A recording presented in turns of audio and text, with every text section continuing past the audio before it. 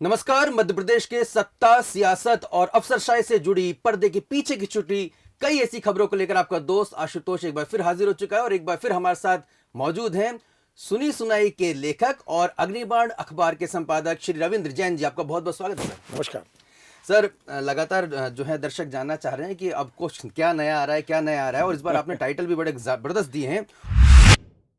और सबसे महत्वपूर्ण जो टाइटल जिसके हम शुरुआत करें दर्शकों, वो है मंत्री और पीएस में टकराव की आशंका। सर, कौन है और किस तरह की टकराव की आशंका आपको नजर आ रही है? देखिए आशुतोष जी, मैंने अपने कॉलम में नाम नहीं दिया, लेकिन मैं आपके चैनल पर इस बात का खुलासा करता हूं कि दरअसल मध्य प्रदेश में मंत्री हैं यशोधरा राजे सिंधिया, और उनके बारे में एक धारणा मेरी अकेले की नहीं है, पूरी सरकार की और भारतीय जनता पार्टी की ये धारणा है कि अधिकारियों से उनकी पटरी नहीं बैठती।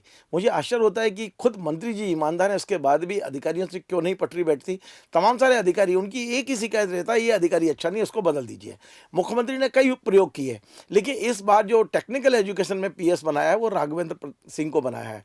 राघवेंद्र सिंह जी भी उसी नेचर के हैं, उतने ही तीखे हैं, उतने ही सपाट हैं और उतने ही ईमानदार भी हैं। अब यशोधरा राजे सिंधिया के विभाग में उनको पीएस बनाया गया है। मैं बता दूं कि इसके पहले उनकी इंदौर में पोस्टिंग थी और इंदौर से अभी फिलहाल भोपाल आना नहीं चाहते थे। मेरी जो जानकारी है, मेरे सूत्र जो कह रहे हैं वो ये कह रहे हैं कि वो आ तो गए हैं बेमन से, लेकिन बहुत कम ऐसी संभावना है कि इनकी कभी यशोधरा राजे सिंधिया से पट पाएगी। यशोधरा जी का नेचर और उनके नेचर में कतई मेल नहीं है, और ऐसा लगता है कि ज्वाइन जरूर कर लिया है, लेकिन कुछ दिनों बाद ये टकराव दिखाई देगा, और इसीलिए मैंने ये पीस लिखा है जी। सर, कितने समय कौन टिकेगा उसके बारे में भी थोड़े अगर आप बता पाएं, क्या आपको लग रहा है संभावना? देखिए क्या है कि यशोदा जी के विभाग में मैंने बहुत सारे अधिकारियों को देखा है कि उनकी पटरी नहीं बैठी, चाहे वो अपना नारारी साहब गए हों, पवन जैन साहब गए हों, और भी तमाम सारे अधिकारी हैं। यशोदा जी जब भी सीएम से मिलती हैं वो ज़्यादातर इस बात के लिए मिलती हैं कि इस अधिकारी से मेरी पटरी नहीं बैठ रही, इसको हटा दीजिए आप। और ऐसे में राघवेंद्र सिंह जैसे अधिकारी का उनके विभाग में आना, तो ये मैं नहीं कह रहा हूँ, ये पूरा बल्लभ भवन कह रहा है, ये बल्लभ भवन के अधिकारी कह रहे हैं, ये तमाम मीडिया वाले कह रहे हैं, और जो यशोदा जी को जानते हैं वो कह रहे हैं कि बाकी किसी से पटे ना पड़े, लेकिन राघवेंद्र सिंह से इनका पटना बहुत मुश्किल है। चलिए, उम्मीद करते हैं कि अगली बार मुख्यमंत्री जी पूछ ही लें कि भैया कौन सा आपको अधिकारी पसंद है, तो शायद इस तरह के टकराव की आशंका कम हो जाए।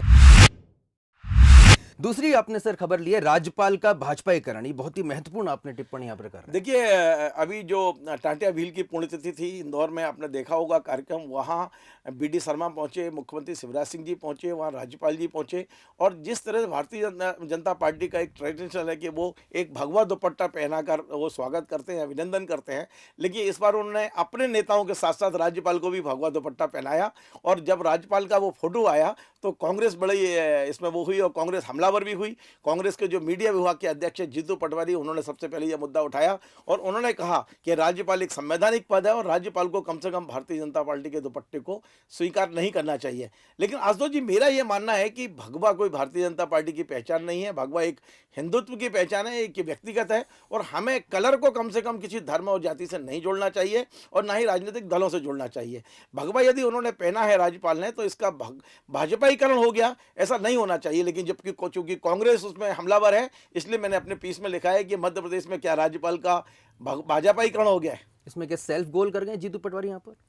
नहीं, मैं ये नहीं कहूँगा, क्योंकि भारतीय जनता पार्टी में एक परंपरा है कि वो भगवा दुपट्टा पहना के स्वागत करते हैं, लेकिन उनको बचना चाहिए था और राज्यपाल को भी बचना चाहिए था, क्योंकि वो एक पहचान बन गई है पार्टी की। इसलिए हालांकि मैं व्यक्तिगत तौर पर मानता हूं कि किसी भी राजनीतिक दल का कोई कलर नहीं होना चाहिए। रंग तो हमारे एक उत्साह के प्रतीक हैं, हमारे धर्म के प्रतीक हैं, हमारे मतलब एक प्रफुल्लता के प्रतीक हैं, और हम उनको यदि किसी धर्म से, जाति से या राजनीति से जुड़े वो उचित नहीं है। लेकिन चूंकि कांग्रेस ने इस मुद्दे को उठाया है, इसलिए मैंने अपनी सुनी सुनाई कॉलम में लिया है कि महामहिम को बचना चाहिए था उस तरह के दुपट्टा पहनने से। जी बिल्कुल सही कहा आपने, क्योंकि अब तो जानवरों का भी कहीं ना कहीं धर्म के आधार पर, मजहब के आधार पर कर दिया गया। बकरा जो है मुसलमानों को माना जाता है, गाय हिंदुओं की मानी जाती है, और सूअर किसका माना जाता है? ये दर्शक हमें कमेंट करके बताएंगे। ताबीज पहनना भूल गए मंत्राणी जी, ये आपने बड़ी यहाँ पर टिप्पणी की है, सीधे निशाने पर उषा ठाकुर जी को लिया है सर आपने। देखिए क्या है कि मध्य प्रदेश में जो संस्कृति मंत्री रहती है, उनकी बड़ी जिम्मेदारी रहती है। उन्हें संस्कृति संस्कारों को लेकर सोच समझ के बयान देना चाहिए। हुआ यह है कि आशुतोष जी की संस्कृति मंत्री ने बयान दिया सिर्फ आदिवासियों को खुश करने के लिए कि टंटिया भील जो एक आदिवासी नायक रहे हैं, उनका ताबीज पहन लेंगे तो बीमारी नहीं आएगी, बीमारी दूर हो जाएगी। और जब उन्होंने ये बयान दिया तो निश्चित तौर पे ये पूरा राजनीतिक बयान था, आदिवासी समाज को खुश करने के लिए दिया। लेकिन ये देखिए कैसा संयोग है कि इस बयान को देने के कुछ घंटे बाद मंत्री जी पहुंची थी खंडवा में और वो अचानक बीमार पड़ गई वहाँ, उनको एम्बुलेंस से इंदौर लाना पड़ा, अस्पताल में भर्ती करना पड़ा। तो ये मैं नहीं कह रहा हूँ, उनके पार्टी के लोग कह रहे हैं, उनके समर्थक कह रहे हैं और तमाम सारे इंदौर के लोग कह रहे हैं कि ऐसा लगता है कि मंत्राणी स्वयं तावीज पहनना भूल गई। यदि उन्होंने टंटिया व्हील का तावीज पहना होता तो शायद वो खंडवा में बीमार नहीं पड़ती। अच्छा, ये बड़ी हैरानी वाली बात है। तो जिसे आप संयोग कह रहे हैं, ऐसे संयोग अक्सर राजनेताओं के साथ हो जाते हैं, बयान देते हैं और अगले ही क्षण जो है बयान जो है उन पे भारी पड़ जाता है। जैसे एक बहुत ही महत्वपूर्ण खबर जो पत्रकारों से सीधे तौर पे जुड़ी है, वो है झूठी और अधूरी खबरों पर अब लगाम लग सकेगी। ये बड़ा आपने महत्वपूर्ण यहाँ पे आर्टिकल दिया है। देखिए, जनसंपर्क विभाग बहुत दिनों से इस बात का प्रयास कर रहा था कि तमाम सारी ऐसी खबरें हैं जिसका खंडन करना पड़ता है, लेकिन कई ऐसी खबरें हैं जिसका खंडन करना बड़ा मुश्किल होता है, लेकिन सरकार असहज महसूस करती है। उत्तर प्रदेश में ये शुरुआत हुई थी, वहाँ के जो जनसंपर्क विभाग है उत्तर प्रदेश का, संवाद विभाग है, उन्होंने ये शुरुआत की थी कि यदि पूरे उत्तर प्रदेश में कहीं भी कोई भी घटना हो जाए या कोई समाचार ऐसा छपे जो सरकार जिससे असहज हो, तो उसका फैक्ट चेक करते हैं वो कि इसमें वास्तविकता क्या है। और यही उसी उत्तर प्रदेश की चीज़ को मध्य प्रदेश में जनसंपर्क विभाग ने लिया है कि अब मध्य प्रदेश में जितने भी अखबार या टीवी चैनल समाचार दे रहे हैं, उन समाचार की सत्यता क्या है उसकी फैक्ट चेक अब जनसंपर्क विभाग एक एजेंसी से करा रहा है। और उस पर केवल ये नहीं है कि वो खंडन करेंगे, बल्कि वो ये बताने की कोशिश करेंगे कि आपकी खबर में वास्तविकता कितनी सही है और कितनी गलत है। जैसे मैं उदाहरण बताऊं कि मध्य प्रदेश भोपाल में खदानों और अवैध खदानों को लेकर जो लगातार एक समाचार पत्र खबरें छाप रहा था, उसे लेकर सरकार असहज थी। तो उन्होंने कलेक्टर से, जिला प्रशासन से बात की और ये तय करके बताया कि वास्तव में खबर में आपने जो खबर छापी है क्या है और वास्तविकता क्या है। उन्होंने खंडन नहीं किया है, उन्होंने स्वीकार किया है कि इसमें कुछ कमियां हैं, लेकिन उतनी नहीं है जितनी अखबार ने छापी है। इसी प्रकार खाद्य की कमी का मामला हो, अवैध रेत उत्खनन का मामला हो, या मध्य प्रदेश के अन्य तमाम सारे ऐसे मामले जिससे सरकार को कटघरे में खड़ा किया जाता है, ऐसी खबरों को लेकर एक कंपनी हायर की गई है। मुझे कंपनी का नाम नहीं मालूम है, लेकिन जनसंपर्क विभाग के नाम से एक ट्विटर पेज बनाया गया है और उस ट्विटर पेज पर प्रतिदिन लगभग तमाम सारी खबरें जो छप रही हैं मध्य प्रदेश में, उन खबरों को छापा जा रहा है और उसके फैक्ट जो है, जो सरकारी स्तर पर, जो प्रशासनिक स्तर पर चेक किए जा रहे हैं, उनको डालने की कोशिश की जा रही है। और मेरा ये सोचना है कि जो खबरों में रुचि रखते हैं उन्हें उस ट्विटर को फॉलो करना चाहिए, ताकि वो लोग अखबार में छपी खबर और सरकार के पक्ष दोनों को पढ़ने के बाद में इस नतीजे पर पहुंच सके कि वास्तव में जानकारी क्या है और उसकी वास्तविकता क्या है खबर की। जी, लेकिन सर एक तरफ विपक्ष आरोप लगाता है कि मीडिया जो है सरकार के अधीन हो चला है, सरकार के सुर में सुर मिलाता है, और दूसरी तरफ इस तरह की फैक्ट एजेंसी वहाँ पर तैनात की जा रही है जनसंपर्क विभाग में। ये दोनों विरोधाभासी बात नहीं है? नहीं, देखिए, ये विपक्ष कुछ भी कहे, लेकिन मैं ये नहीं मानता हूँ। कुछ लोग हो सकते हैं जो सरकार के पक्ष में, या उनकी मजबूरी हो सकती है, लेकिन कोई भी अखबार पूरी तरह सरकारी हो जाएगा तो वो अखबार ही नहीं रहेगा। कहीं ना कहीं उसको न्याय करना पड़ता है अपने पाठक के साथ। और मैं जानता हूँ यदि वो टोटल सरकारी खबरें देने लगेंगे और सरकार के साथ चले जाएंगे तो उनका सर्कुलेशन भी नीचे गिरेगा और उनकी छवि भी नीचे गिरेगी।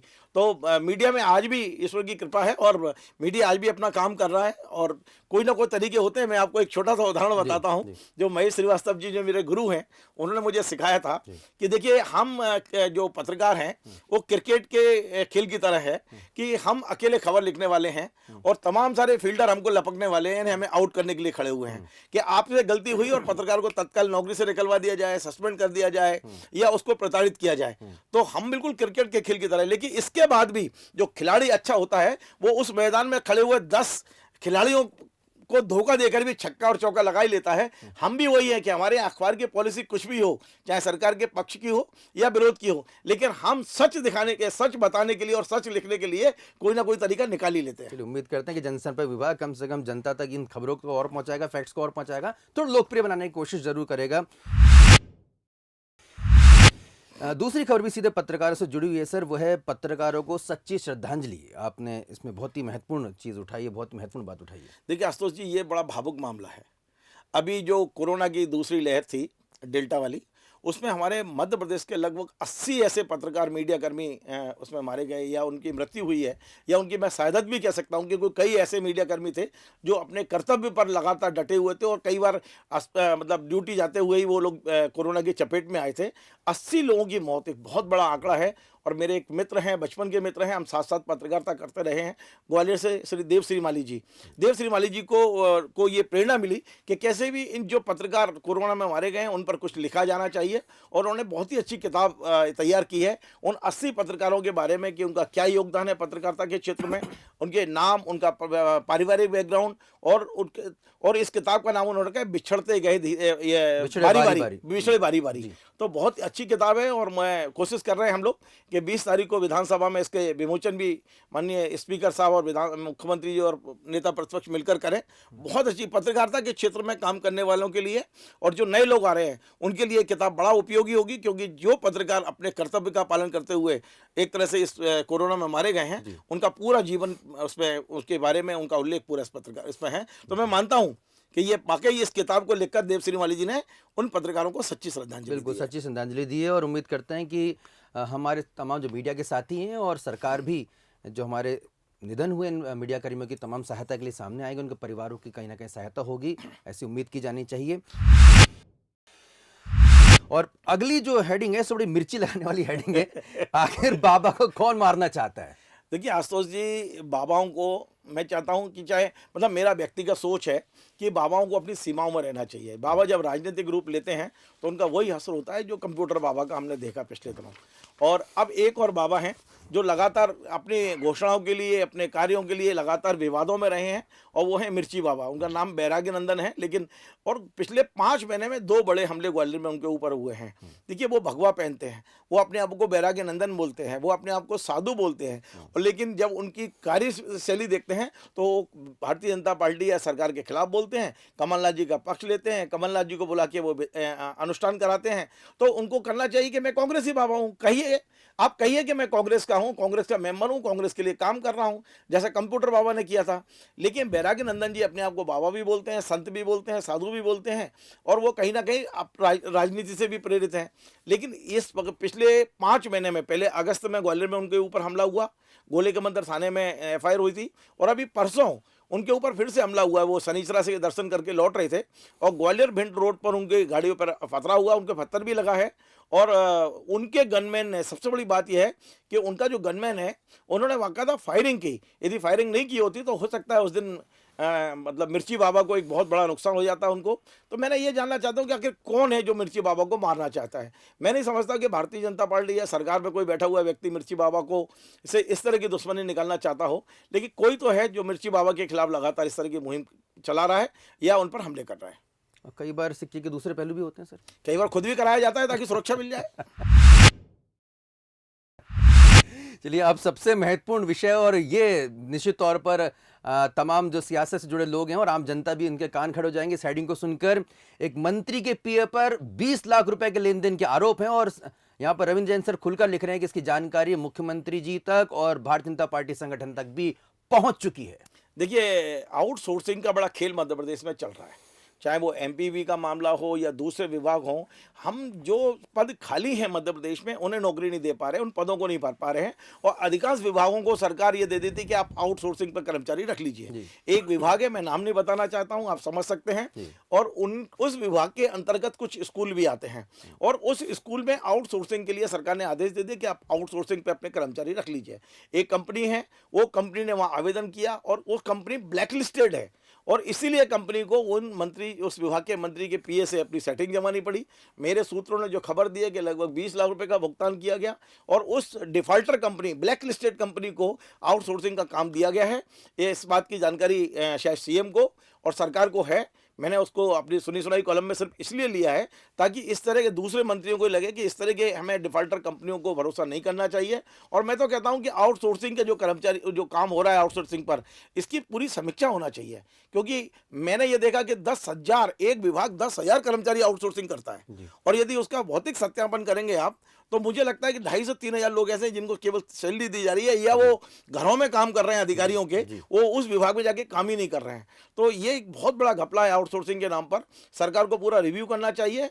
और ये जो मंत्री ने जो 20 लाख रुपए लिए हैं, उसकी जो जानकारी सीएम को भी है, सरकार को भी है, पीएस को भी है, उसका भी पूरा के पूरा रिव्यू हो। इसी उद्देश्य से मैंने ये खबर को अपने सुनी सुनाई कॉलम में लिया है। मतलब मेहनतकश विभाग के बेशर्म ये अधिकारी है सर। जी जी जी।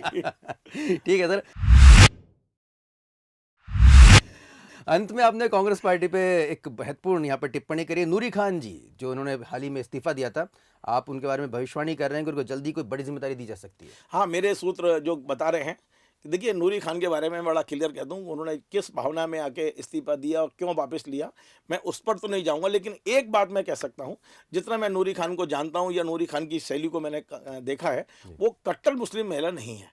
वो सभी संप्रदायों को, सभी धर्मों के लोगों को लेके चलती हैं। आपने देखा होगा, उनका भी एक वीडियो भी वायरल हुआ है जिसमें वो सिर्फ तांडव करती हुई एक नज़र आ रही हैं। एक वीडियो आया है नूरी खान का।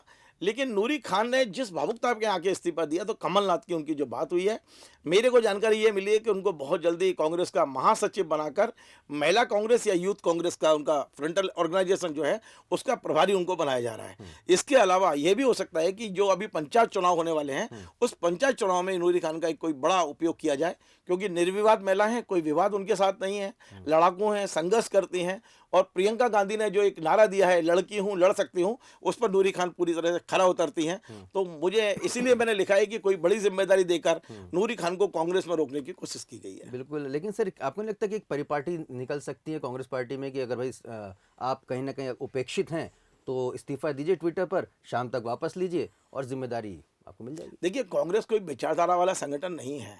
मैं हमेशा ये बात कहता हूँ कि कांग्रेस तो स्वार्थी लोगों का एक समूह है, और ये भी एक स्वार्थी है। मैं बड़ा क्लियर बोलता हूँ, मुझे बोलने में कोई दिक्कत नहीं है कि जिस तरह भारतीय जनता पार्टी एक वैचारिक संगठन है, उसमें एक संगठनात्मक सब चीज़ें हैं, कांग्रेस उसी तरह का एक समूह है पूरा, जो मुझे लगता है कि स्वार्थी लोगों का समूह है जो इकट्ठा हुआ है।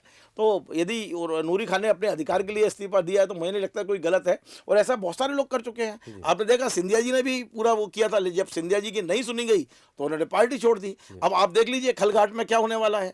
अरुण यादव जी करने वाले हैं इसी बात को।